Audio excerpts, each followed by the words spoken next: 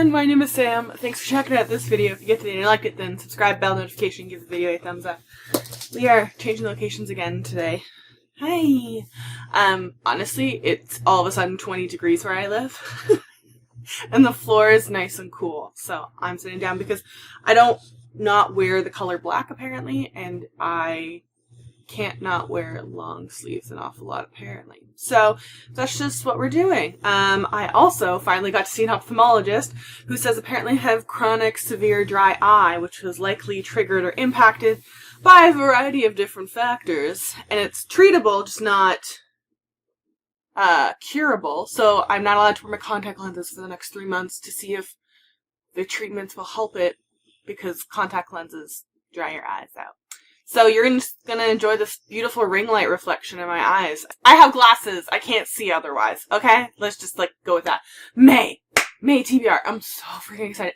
May is my birthday month, so, I always, treat myself. May always seems to have some really good releases, too. For the past several years, there's always been at least, one of my most anticipated reads coming out. And then in May, we also do the middle grade May event in the TBR and Beyond group for the past, it's probably been 3-4 years now. I can't believe how long the group's been going now. So I kind of throw out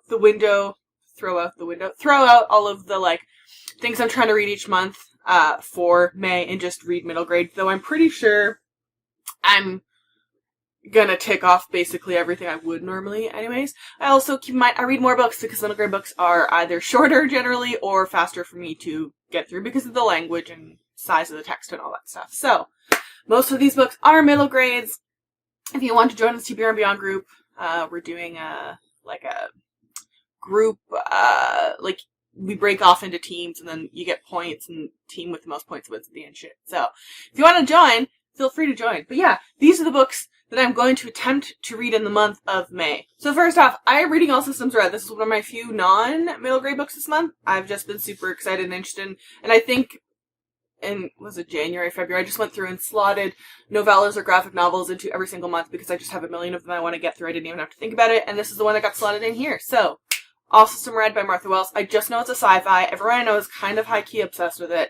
I think they're supposed to be an AI situation, and that's genuinely all I know. I think the 6th one of this series is about to come out, and I'm super curious. I'm going to start making my way through the Keeper of the Lost City series, so I own all of the ones in paperback that are available out in paperback. I have read Keeper of the Lost Cities. This is book 1. I have read it and I really enjoyed it, and then I was like, okay, just buy the whole series. So it's been, I think, 2 years though since I've read this, or a year and a half at the very minimum. So I'm going to do a reread of this. I just remember there's gnomes, and the main character finds out that she is the descendant of a gnome and somehow ended up in our world and then gets transported into the gnome. Is it gnomes? Or elf? What is it? I'm pretty sure it's gnomes, right? Or something of that nature, or fairies, something like that. So this is book 1, Keeper of the Lost Cities. Then we got book 2, Exile. I have not read this. We get book 3, Everblaze. Obviously I haven't read that. And book 4, Never Seen. Haven't read this. I own the rest of them though, so it's going to be probably month of June. Finish the next 4-ish, and then I think I only have one more after that. And I believe there's one more coming out in this series that hasn't been released yet. So I'll basically be caught up. I am squeezing in an arc this month made in Korea by Sarah Sook. This is coming out in May, and I was lucky enough to snag an arc. It's an author of color who is Canadian. We don't get many Canadian authors, period, like I said, but even more pumped to see authors of color coming out of Canada. It's set in high school, contemporary, potential for romance, cute teen things. So it's not always my jam, but May and these summer times, this is when I'm going to enjoy this stuff. So I'm going to give it a shot. The main character, Valerie, runs a Asian beauty thing at school, a business, and she's using the money to save money to go to Paris. And then a new kid, Wes, he's determined to pursue music despite his parents' disapproval when his classmates clamor to buy the K-pop branded beauty products his mom gave him to make new friends. He sees a business opportunity and they're gonna, compete. So very curious about this. Again, one of the few, we're probably getting all the non-middle grade books at the beginning of this TBR. I am reading To Love and to Loathe by Martha Waters. This just came out in April. I think I picked it up in March because it got released early though, where I was, and it is in the same series as To Have and to Hoax. Absolutely adored To Have and to Hoax. I don't know why it has such a such a low rating on Goodreads.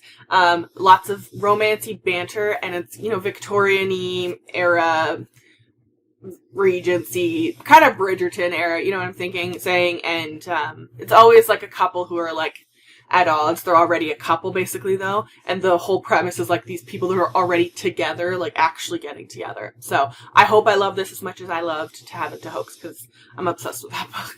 Then I'm going to be picking up Palo Santiago and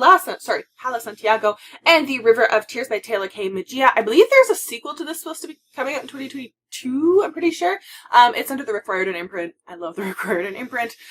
They're constantly just pumping out amazing things. This is a retelling of Lady Lorna, right? Yeah. Just know it's supposed to be a Mexican folklore retelling. I think it's Lady Lorna or something like that. I'm assuming it's supposed to be this kind of ghosty character that's appearing on the cover. So I've had this book for a while, and I'm kind of amazed I haven't read it yet, so I have to read it this month for sure. One of the group reads in the TBR and Beyond group this month, and I am so excited, is to pick up Amari and the Night Brothers by B.B. Alston. It has been sitting on New York Times since it came out, which is fantastic. Black debut author, that's awesome. Awesome thing to happen. And everyone I know seems to just be obsessed with this book, and I think it's a trilogy set for now at least. But Amari has never stopped believing her missing brother Quentin is alive, though the police told her otherwise, and when she get in trouble for standing up to bullies who said that he was gone for good. And then a briefcase gets found, and he's not exactly missing. I'm so excited about this. If you want to do read along with us in the TBR Beyond group, feel free to join the group. And the cover is so freaking pretty. The US and the UK covers are both really, really pretty, and I am freaking excited to read this. Just beyond excited. Then I'm going to be picking up The Magnificent Monsters of Cedar Street by Lauren Oliver. I think this one, was named one of the best books of the year by Kirkus, I want to say, for middle grade. I really, really like Lauren Oliver's Curiosity Circus? What's it called? I have it somewhere up here. Where's the O's? I don't know. Oh, here it is. Curiosity House series. And I think I read 2 of her YA books and didn't like them all that much, but her middle grade stuff, absolutely love. So I am going to be picking up the next book here, and it's just, the cover is so freaking pretty. So freaking pretty, it's insane. So the main character, Cordelia, her and her dad help like magical creatures, and it's set in Boston, I believe, right? Boston, and I don't know what time period exactly, but I'm guessing this 1800s based on the language in the summary. But other people in the time are not super welcoming to people that are other, so monsters, and it's mentioned in here of immigrants as well. So and then she wakes up and her father is gone, as well as all the monsters. So I have a feeling it's going to be a bit of analysis of kind of othering and xenophobia and just hate of outsiders, you know? We're big fans, I don't know why, as humans, of doing that for some reason. So I am really, really excited for this, and the illustrations on the cover are just freaking beautiful. I have owned this book for forever, and I still haven't read it, so I really hope I get to Miss Ellicott's School for the Magically Minded by Sage Blackwood.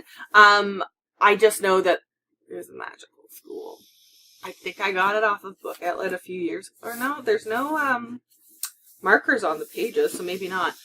I don't know. And I have put it on, I think, a couple TBRs, and it doesn't have an audiobook, so if I don't have enough time, then it just gets pushed to the wayside. But the Miss Ellicott runs a school, and then like she goes missing, and the kids, I think, have to figure out where she went, and that's why you can see the little kiddos on the cover there marching along. So freaking cute. I plan on picking up the Shadow Moth, A Clock Stars. I bought this in December, I think it was, when I saw it in the bookstore. I thought it was so freaking cute. The cover is so nice. And I bought it for my friend Melanie, and I thought it'd be fun if we could both read the book together. So, I bought a copy for myself. There's beautiful pictures. The freaking, it's so pretty. It's a thick book. I looked at the cover, and it reminded me a lot of David Walliams, who wrote, was it Ice Mammoth or something like that I read? The Ice Monster.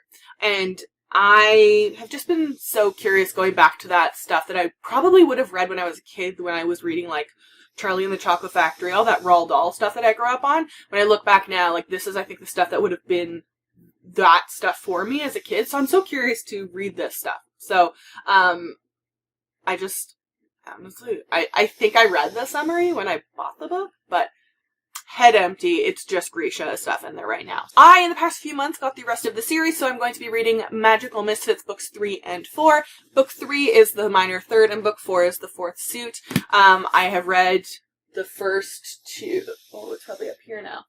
What's the problem with sitting on the floor? Where's my Neil Patrick Harris content? I don't know. Either way, it's damn adorable. There's the parrots and the found family and the magic, and there's a lot of diversity in this, packed into this little series. And I can see why, like, Neil Patrick Harris, him and his husband, like, had twins via surrogacy.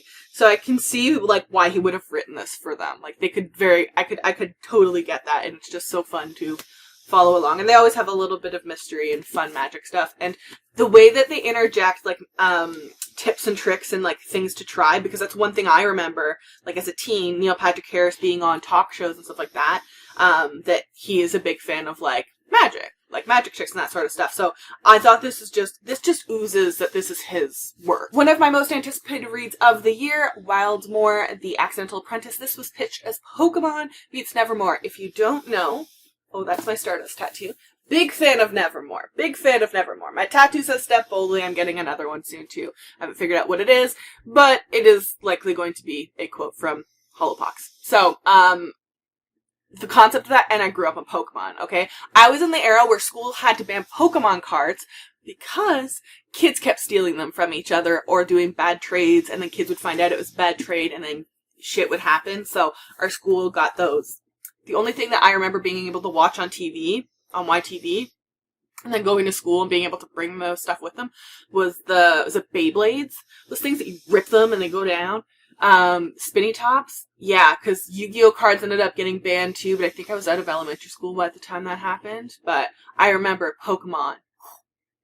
It was like black market dealing when you brought those out at school. So the concept of combining those things, wildly interested. So I also, was it like last year? I found out about this book called The Second Best Haunted Hotel on Mercer Street. And I was like, that's adorable. You may not know, Mercer is my actual legal last name. And I've never seen anything with my name on it before. My mother's name, Lacroix, is on cans everywhere. Because, or I guess you call it LaCroix or whatever the heck it is. The sparkling water company. But I've never seen my legal last name on anything except for Rick Mercer, who, if you're not Canadian, you won't know who he is. So, I just honestly picked up for that. It's so, again, cute, like, adorable front illustrations. Reminds me a little bit of, see, I moved everything around on my shelves now, and now I can't find anything. I keep just defaulting there. There's a book that's like The Haunted Christmas or something like that, with the front hotel with the head popping out. It kind of reminds me a little bit of that. I'm just so freaking excited. 12-year-old Willow Ivan's family has run the Hotel Ivan for 400 years. Through thick and thin, they've always held on tight to their title as the best haunted hotel on Mercer Street. This is until the Hauntery, a corporate chain of haunted hotels, moves in down the street. As Ivan's business fades, so does their ghostly staff, and Willow begins to worry that the Ivan's days are numbered. Then Willow meets Evie, a haunted ghost who's forced to play a part in the spooky little girl, even though she longs to be the terrifying Phantasm. So when Willow offers her a job as the Ivan, she accepts, but doesn't tell Willow that she's still working for their competition. And the girl's gotta come up with a plan. I'm always for an anti-corporation. I'm also going to be picking up Ancestor Approved by Cynthia Leach-Smythe. This is from the Heart Drum imprint, which is a new imprint from, I believe it's HarperCollins. It is all Indigenous voices. So this was one of the first 2 books that came out. It's an anthology. It's a collection of Indigenous authors' stories surrounding the same powwow event. And so I am super curious about this. The cover is beautiful. It's so pretty. And I'm excited to give it a read. I'm also going to be picking up The World Between Blinks by Amy Kaufman and Ryan Grodin. This is another one that I've been there being like, whenever it's middle grade May, it's time to read it. I absolutely love Ryan Rodden's Wolf by Wolf. Amy Kaufman, I read the Ice Wolf series, which I just freaking love that. It's so adorable. It's such a cute middle grade series. So I am super curious about this, combining two authors that I never even thought of those two voices together before, but Amy Kaufman seems to be really good at writing with other authors, which I think is a really big skill to have on its own. So I am really excited to read this one. Then I'm going to be reading Fearless by, is it Mandy Gonzalez? She's an actor from Hamilton, right? I'm pretty sure. I was lucky enough through the Libro complimentary copies librarian program thing that they have. If you can hear Watson snoring, I'm so sorry. He does this every damn time I film. The Fearless audiobook was made available to me, so I grabbed that. I've been curious about it since the reveal came for the cover, so I hope I like it. I'm also going to be picking up The Infinity Quartz by Kemi Dawn Bowman, I believe it is. I'm so freaking curious about this book. So freaking curious. Oh my god. So it is Warcross meets Black Mirror pitched everywhere, but basically character, this girl, I think she's Japanese American, she gets killed right at the beginning and wakes up as like a part of the AI or something like that, and they have to like battle it. Sounds weird. So curious about this because I read Harley in the Sky by this author, the book that came out before about like this girl in the circus. Her writing is beautiful, so I'm very excited to read this. And oh my god, I did get my copy. It's just in another room, and I'm on the floor.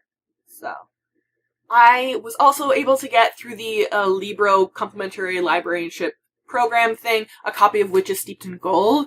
So this is, oh my god, the cover of this, since the cover of this got revealed, like everyone I know has been like, can't wait to get my pesky little paws on it. I am very excited for this book. Oh, I can't wait to hold it. Can't wait to touch it. I'm very excited. Very, very, very excited. YA fantasy. It looks just so good. And I have somehow never read a Vanessa Riley book, which I'm kind of amazed. I own several of them on audiobook, just haven't gotten to them. But again, this book came up sometime last year, I think, in like work book recommendation webinars. And so Island Queen, and then I saw it pop up as an option for me on the librarian complimentary copies programs on Libro, and lost my damn mind and requested that and got it. I am so excited. So freaking excited about Island Queen. And then my last few is to do a read of the Windy City Magic. This series is labeled as YA in some places. It's middle grade. As someone who read the first two books, it is a middle grade series. It's on the higher end, but it's definitely middle grade. So Windy City Magic's book 1 is The Best Kind of Magic, book 2 is The Sweetest Kind of Fate, and book 3 is The Fairest Kind of Love by Crystal Sestari. It's just fun, it's sweet. Set in contemporary, is it Chicago or Seattle? Chicago. And the main character runs like a magical shop with her mother, and things go awry over the course. So I am excited to finish the series because I don't know what happened. I really enjoyed it. I enjoyed it enough to buy the physical copies of them. So I just hadn't gotten to book 3 yet somehow. So I'm counting these as middle grades, and they're going in May. And the second book ends with like a whole like mermaid kind of thing battle, I think, if I remember correctly. So I'm curious to see what's going to happen in the third book. So yeah, I'm being very ambitious for May, but I'm just in that kind of mood. I'm still stuck at home because vaccines are just like, I think it's just going to be, we have to wait until the US stops hoarding all the vaccines that we can finally get vaccines. But either way, we have dumbasses running my province, so I'm still home. The weather's nice, so I'm not really in that seasonal depression of hating everything quite as I was in February, but I'm still stuck at home. So might as well try and read a bunch of books. And I'm also hyper competitive. So because it is a teams thing that we break everyone into teams in the TBR and Beyond group for May, I want to stack my list so I don't even have to waste time thinking about what book. Waste time is a lost point, okay? Okay? So, yeah, hopefully I can get through a good chunk of these. I will link a Goodreads shelf down below with all of these books on them. I will also link all of my social media, and I will link the TBR and Beyond group as well, so if you want to join, feel free to join. If you follow me, I'll follow you back, as long as you don't have a super sketchy account. And thank you for putting up with the ring light in my glasses and Watson snoring and all this bullshit. But, yeah, I will see you all next Tuesday.